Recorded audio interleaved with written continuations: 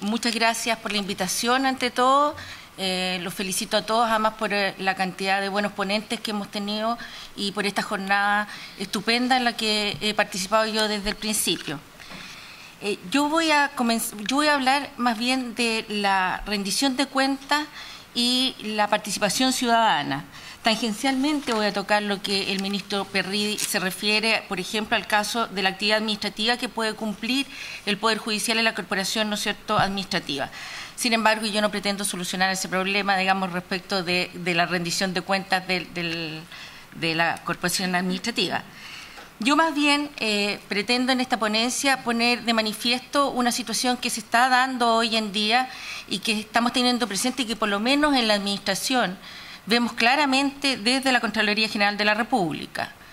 Es como una segunda parte de lo que ya había esbozado, ¿no es cierto?, el presidente de la Corte de Apelaciones de Arica, ¿no es cierto?, don Cristian Lecerf, respecto de cuál es el alcance de lo que significa rendición de cuentas. Y la verdad es que cuando nosotros hablamos de rendición de cuentas, evocamos dos vocablos. Uno es contabilidad y el otro, ¿no es cierto?, es accountability, que es una palabra, ¿no es cierto?, que entienden mucho mejor ciertamente los anglosajones, primero porque la inventaron y segundo porque además ese idioma es un poco más sintético, entonces es más fácil entenderlo. Nosotros hemos traducido accountability como rendición de cuentas, aunque en estricto rigor deberíamos traducirle algo así como respondibilidad, una cosa por el estilo, porque se refiere, ¿no es cierto?, a una cosa un poquito más amplia que simple y llanamente rendir cuentas. La verdad es que si nosotros analizamos, dependiendo del significado que nosotros demos al término accountability o rendición de cuentas, vamos a entender los alcances. Porque si vemos, por ejemplo, en términos ejemplificadores, vemos ante quién rendimos cuentas.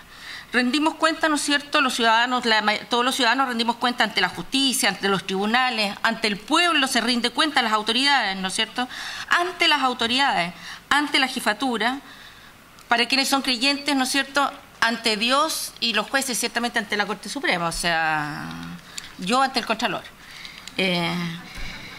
Y eso es respecto al sujeto pasivo, porque si vemos de qué se rinde cuenta, tenemos, ¿no es cierto?, respecto de la materia, ¿no es cierto?, rendimos cuenta respecto de un viático, respecto de pago, respecto de una gestión, respecto de actos, de omisiones, en definitiva, de nuestras decisiones y actuaciones. Y posiblemente nadie lo tiene más claro en este sentido que los jueces. Yo he estado aquí escuchando una serie, ¿no es cierto?, he visto una serie de exposiciones en relación a la transparencia y a la rendición de cuentas que hace el Poder Judicial a través de su página web, ¿no es cierto?, con la rendición de cuentas que hace el presidente de la Corte Suprema. Incluso hace poco, ¿no es cierto?, estábamos hablando de nuevas maneras que podía tener, ¿no es cierto?, la Corte o el Poder Judicial para enfrentar situaciones como, por ejemplo, cuando una persona es denostada antes de ser condenada y eventualmente no es condenada. Son todas, digamos, distintas maneras que podemos buscar y que pueden ser interesantes. Pero la verdad que la primerísima rendición de cuentas que hacen los jueces es cuando fundamentan sus fallos. Y así lo ha dejado claro, ¿no es cierto?, la propia Corte Suprema en su fallo, ¿no es cierto? Recientemente, por ejemplo, yo quisiera leerles, porque yo encuentro muy bonito, la mayoría de ustedes lo deben conocer, que son las palabras de Andrés Bello en el Araucano, ¿no es cierto?, cuando apoyaba la ley que obligaba a fundar los fallos, estábamos en 1836.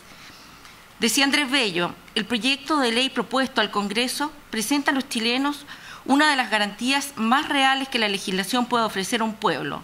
Hasta hoy han estado sometidos nuestros derechos a las decisiones arbitrarias de los jueces, que sujetos a las pasiones, errores y preocupaciones que forman el patrimonio de la especie humana, han gozado del ominioso y extravagante privilegio de fallar sobre las cuestiones más importantes sin dar cuenta a la nación de los fundamentos de sus juicios. Admitir sentencias no fundadas equivale en nuestro concepto a privar a los litigantes de la más preciosa garantía que pueden tener para sujetarse a las decisiones judiciales.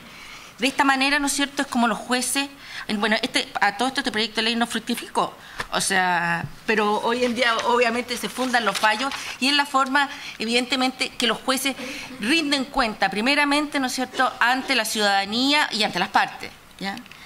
Nosotros asociamos rendir cuenta con publicidad, con transparencia, con información, con control, con participación y eventualmente con responsabilidad. Sabemos también, ¿no es cierto?, a su turno, que la Constitución, ¿no es cierto?, consagra en su artículo 8 la publicidad de los actos y de sus fundamentos y procedimientos. Y también, bueno, también consagra la declaración de intereses y patrimonio de las autoridades. No se habla propiamente de transparencia, como ya se ha indicado aquí. Y esto no es baladía, porque esto ya ha dado pie a discusión. En un reciente fallo del Tribunal Constitucional, redactado por el ministro Carlos Carmona, ¿no es cierto?, de hecho, no solamente se pone en duda la existencia del principio constitucional de transparencia, sino que el de publicidad. Dice considerando 18º del fallo, que corresponde al rol 1999, que el artículo 8 de la Constitución establece, en primer lugar, una declaración genérica de publicidad de ciertos aspectos de la actuación de los órganos del Estado. No habla ni de exceso, ni de entrega, ni de transparencia. No los descarta, pero tampoco cierra la posibilidad al legislador. Tampoco habla de información. Que en segundo lugar, tampoco establece, como lo hace el inciso primero respecto de la probidad, un principio de publicidad, ni que los órganos del Estado deban dar estricto cumplimiento a dicha publicidad. Ello no desmerece la relevancia del mandato ni relaja su cumplimiento. Sin embargo, constituye un elemento de interpretación frente a otras disposiciones constitucionales que sí establecen una consideración de esta naturaleza. Visto este fallo, la verdad es que en buena parte se estarían quedando sin pega la gente del Consejo para la Transparencia, o sea, y todos los esfuerzos que se están haciendo en realidad tampoco son tan exigibles. Además que lo cierto es que igual, ¿no es cierto?, el principio de transparencia, ¿no es cierto?, ha sido recogido en la Ley 10.336, la 18.575 y la 20.285, esta última sobre acceso a la información pública.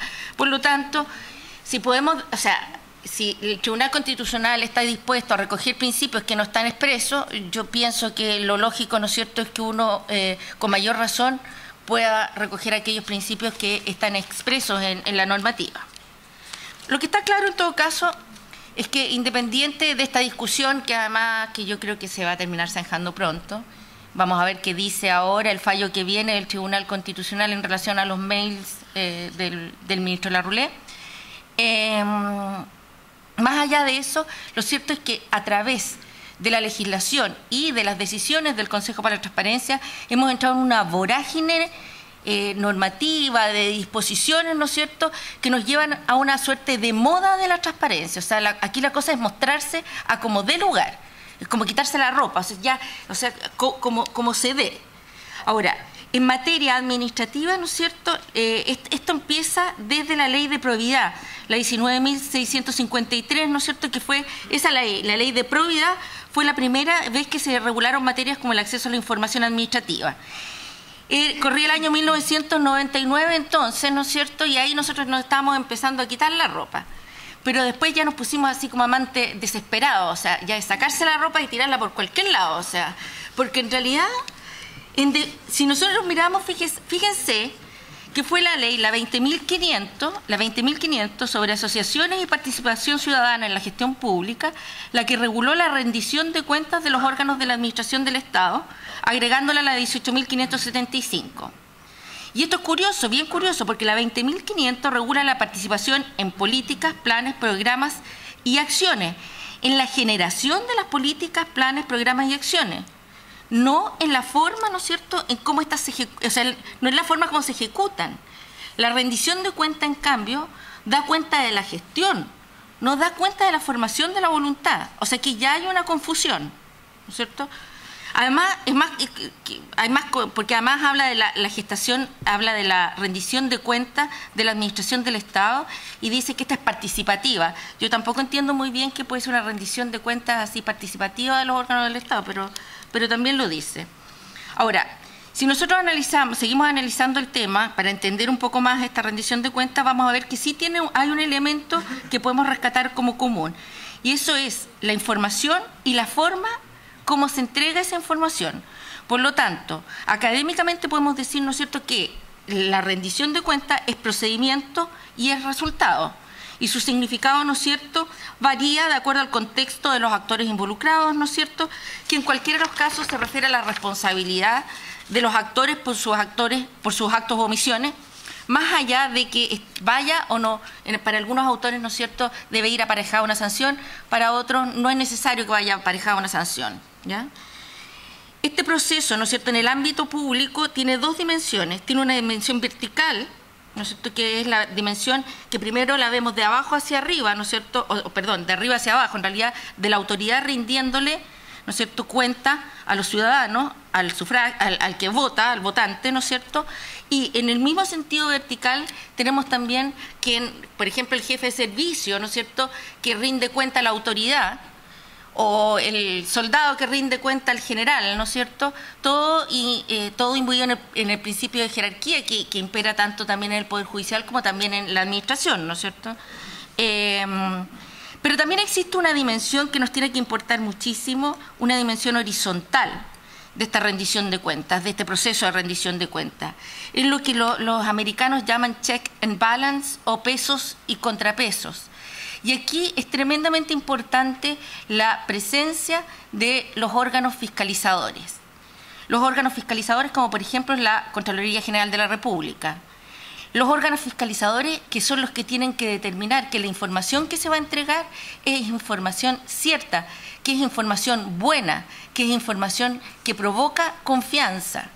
En la medida que los órganos fiscalizadores son fuertes, que no se debilitan, entonces la confianza de la ciudadanía es mejor y la legitimidad también es mejor, ¿no es cierto? ¿Por qué? Porque si las instituciones, porque en ese momento es cuando se produce la confianza en la sociedad civil. Esa sociedad civil que además se ha puesto de moda ahora, que la vemos en la calle, que grita, que se empodera, que controla la autoridad, porque si nosotros vemos todo el proceso de transparencia, vamos a ver que en un principio había una suerte de morbo. O sea, la ciudadanía lo que quería saber era cuánto ganaba la gente, o sea, cuánto ganaba la autoridad, etcétera. Después pasa a lo que estamos viviendo en este momento, ¿no es cierto?, es una situación de control. Queremos saber, ahí es donde entra el tema de los mails, etcétera. Y hoy por hoy, esa ciudadanía, ¿no es cierto?, que está empoderada, grita en la calle, lo hemos visto, o sea, etcétera, pero tarde o temprano va a pedir también, va a golpear la puerta y va a querer entrar a las oficinas, sobre todo a la administración pública, y eso los va a tocar a ustedes inevitablemente de rebote como los toca a todos prácticamente. Entonces, ¿qué es lo que va a ocurrir?